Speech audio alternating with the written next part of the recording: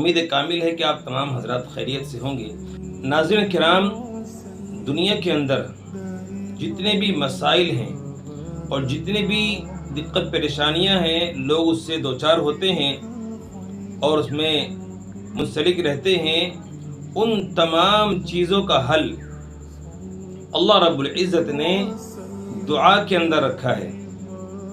دعا ایسی چیز ہے کہ جس کے ذریعے سے اللہ تعالیٰ راضی ہوتے ہیں اور اس سے ہمارے درجے بھی بلند ہوتے ہیں، اور ہمارے تمام مسائل کا حل اللہ تعالیٰ نے دعا میں رکھا ہے۔ نبی علیہ السلام نے فرمایا کہ دعا تو مومن کا ہتھیار ہے، یعنی اگر انسان دعا مانگے تو اس کے پاس وہ ہتھیار ہے اور اس ہتھیار سے اپنا بچاؤ کر رہا ہے، یعنی دنیا میں جتنے بھی مسائل پریشانیاں ہیں وہ ان سے جھوج رہا ہے، جنگ کر رہا ہے، اور جنگ کے لیے اس کے پاس جو ہتھیار ہے وہ دعا ہے۔ تو آج ہم آپ کے سامنے، دعائیں ہماری قبول نہیں ہوتی، بہت ساری پریشانیاں ہوتی انسان کو، اور اللہ سے دعا کرتے ہیں لوگ لیکن دعائیں قبول نہیں ہوتی، اور صدیوں سے اور سالوں سے، ہمارے مہینوں سے یہ مسائل پیش آتے لوگوں کو، لوگ بہت سے مجھ سے مایوس ہو جاتے ہیں، دل لوگوں کے ٹوٹ جاتے ہیں کہ یار دعا مانگ رہے ہیں، دعا قبول نہیں ہو رہی۔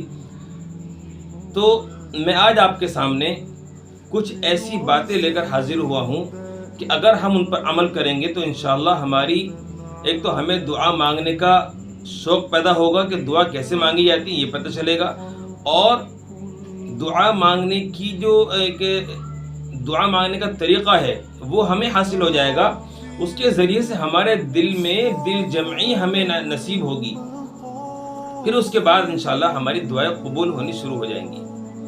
تو سب سے پہلے میں آپ کے سامنے یہ تجویز رکھتا ہوں کہ ہم اپنی دعاؤں میں خوب زیادہ سے زیادہ مانگنے کی کوشش کریں، اور جتنا ہو سکے اتنا مانگیں اللہ سے، اللہ کی قدرت کاملہ کو سامنے رکھ کر دعا مانگنے کی عادت ڈالیں۔ میں آپ کے سامنے چند ٹپس جو دعا کی قبولیت کی علامتیں ہوتی ہیں اور دعا کیسے مانگنی چاہیے، دعا کے کیا طریقے ہونے چاہیے۔ ظاہر سی بات ہے ہر دنیا کے ہر چیز کے طریقے اصول ہوتے ہیں، ضابطے ہوتے ہیں، تو اللہ رب العالمین ہیں،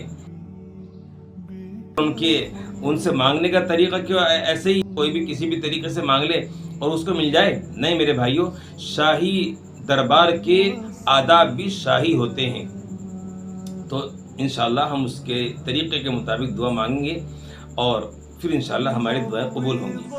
سب سے پہلا ہے کھانے پینے اور پہننے کمانے میں حرام چیزوں سے پرہیز کرنا، یہ مین چیز ہے۔ دوسرا ہے پاک صاف رہو، صاف ستھرے رہنا چاہیے، اور تیسرا ہے باوضو ہونا، دعا مانگنے کے لیے جب ہم بیٹھے تو باوضو بھی ہوں۔ چوتھا نمبر ہے اخلاص سے دعا مانگنا، اخلاص دل میں ہو۔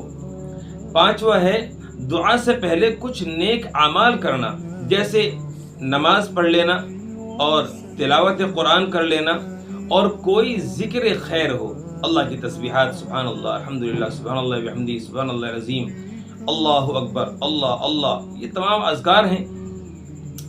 چھٹا نمبر ہے قبلے کی طرف ہمارا منہ ہو، اللہ تو چاروں طرف ہے لیکن اللہ نے ایک سمت ہمیں دی ہے کہ وہ قبلے کی طرف ہمارا منہ ہو۔ ساتواں ہے دو زانو بیٹھنا، دو زانو ہو کر جس طرح نماز میں بیٹھتے ایسے بیٹھنا۔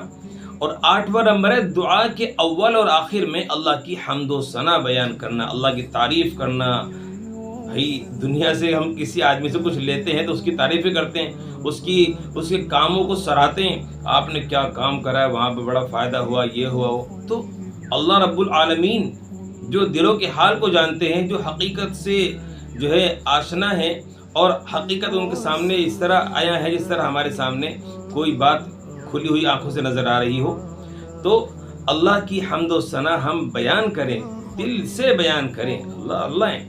9واں نمبر ہے حضور صلی اللہ علیہ وسلم پر اول اور آخر میں درود شریف بھیجنا، اور 10واں نمبر ہے دونوں ہاتھوں کا پھیلانا، دونوں ہاتھوں کو پھیلا کر اٹھاؤ، لیکن اتنا اونچا نہ اٹھاؤ کہ منہ سے اور کندھوں سے اوپر ہو جائے، اللہ کے سامنے ہاتھ اٹھا کر جو طریقہ ہے اس کے طریقے کے مطابق ہاتھ اٹھائیں۔ 11واں نمبر ہے دعا کے وقت عاجزی کے ساتھ ذلت اور مسکنت اختیار کرنا، اپنی عاجزی ذلت، میں ذلیل ہوں، میں مسکین ہوں، میں غریب ہوں، میں فقیر ہوں، یا اللہ میں تیرے سامنے بھیک مانگ رہا ہوں۔ 12واں نمبر ہے دعا کے وقت اپنی نگاہوں کو آسمان کی طرف نہ اٹھانا، آسمان کی طرف دعاؤں کے اندر جو ہے ہاتھ نہیں اٹھانے چاہیے، یہ طریقہ غلط ہے۔ 13واں نمبر ہے دعا کے الفاظ میں قافیہ بندی سے پرہیز کیا جائے۔ قافیہ بندی یعنی کہ اشعار کی طرح جو ہے باتوں کو جوڑ رہے ہیں، تو یہ چیزیں بھی دعا کے اندر اس کی آداب کے خلاف ہیں۔ اور اسی طرح سے دعا میں خوش الحانی سے بھی بچنا چاہیے، خوش الحانی کے ساتھ گانا نہ گایا جائے دعا کے اندر۔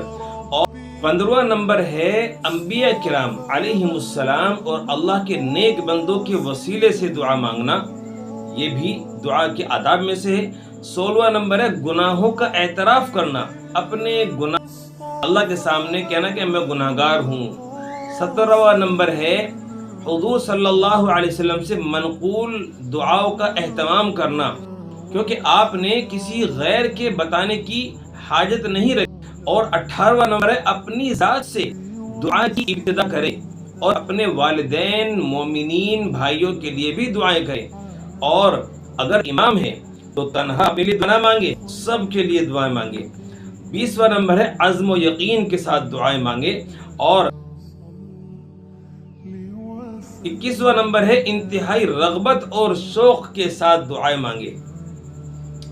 22واں نمبر ہے کوشش اور محنت سے حضور قلب کے ساتھ دعا میں دل لگائے، دل سے دعا مانگے اور اچھی امید رکھے۔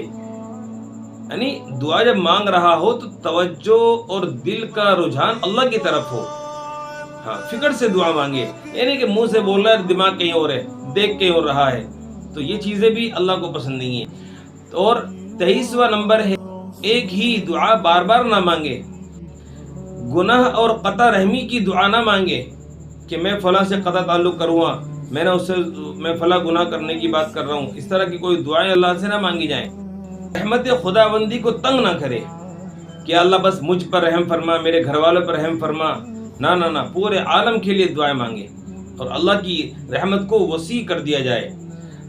26 نمبر ہے اپنی تمام جائز حاجاتوں کو اللہ کے سامنے رکھے، اپنی تمام جائز حاجاتوں کے لیے دعا مانگے، ناجائز دعا نہ مانگے۔ دعا کرنے اور سننے والے کی دعا پر آمین کہے، جو دعا کر رہا ہے یا سنی جا رہی کسی کی دعائیں تو اس پر آمین کہنی چاہیے۔ کوئی راستے میں یا کسی بھی وقت میں کوئی آدمی دعا دیتا ہے فوراً اس پہ آمین کہنا چاہیے۔ اور 28واں نمبر ہے دعا سے فارغ ہونے کے بعد اپنے دونوں ہاتھوں کو منہ پر پھیرے، پھونک مارنے کی ضرورت نہیں، صرف ایسی دعا مانگ لے تو اس کو منہ پر ہم جو ہے پھیر لیں۔ اور 29 نمبر ہے اس قدر جلدی نہ کرے کہ قبولیت میں دیر سمجھے یا یہ کہنے لگ جائے کہ میں نے دعا کی تھی قبول نہ ہوئی۔ تو یہ دعاؤں کی قبولیت کے لیے چند اعمال ہیں، ان پر ہمیں عمل کرنا چاہیے اور ان تمام باتوں پر ہمیں عمل کر کے زندگی گزارنی چاہیے، اللہ کے سامنے دعا مانگنی چاہیے۔ اللہ مجھے بھی اور آپ کو بھی عمل کرنے کی توفیق عطا فرمائے۔